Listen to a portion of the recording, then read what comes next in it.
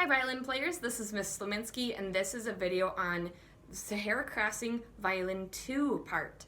This does match up with the Violin 1 part in many places, but it does have some parts where you are totally separate from the Violin 1 part.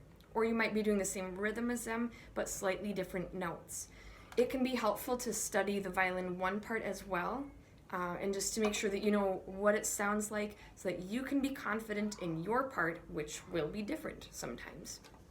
A few quick notes before we get playing. At the very beginning, we do, and towards the middle of the piece, there are two places where you have multi-measure rests. That means it's not one measure of rest, it is two measures. So just make sure you count those out. Like 1, 2, 3, 4, 2, 2, 3, 4, then here we come in. Anytime you see an arrow down or arrow up, these are a reminder about a placement for your finger. We see it a lot on the note E flat, E with a little squashed B in front of it. That means that you are not going to be playing E right on the tape. You're going to be pulling that first finger back. Many of you have a blue smiley face sticker. This is the place we're talking about.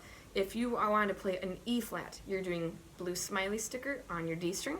You want a B flat, like measure, I thought there was one in here, like measure 61.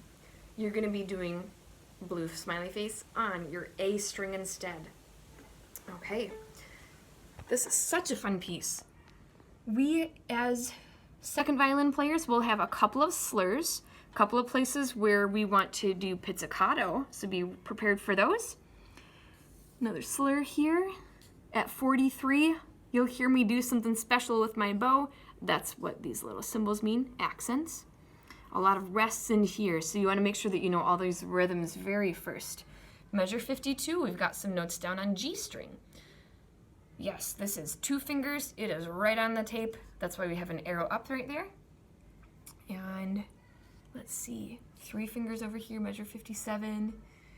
Remember that after you've played through all of this first part of the song, once you hit this place, measure 62, 63, DSL coda tells you you're gonna jump to the sign. Okay, which is right up here, dal segno, truly. Measure 27 is where you head back to. That's the sign. You play, play, play, play, and then when you see 2 coda, that is for the second time you hit that note, that area. This jumps you to the bottom line, which is marked coda. All right, I think that's all the explanation we need. This is Sahara Crossing Violin 2 part. 1, 2, 3, 4, 2, 2, 3, 4.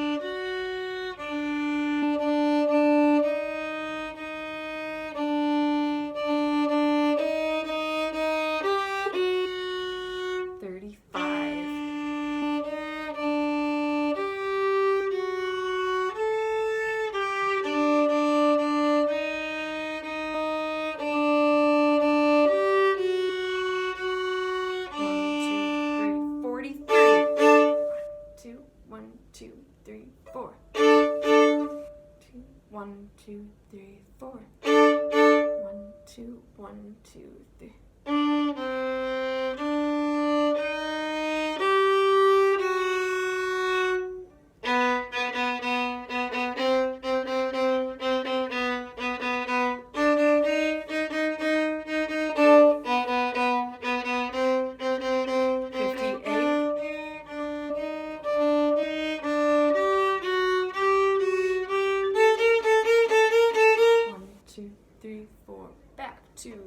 57.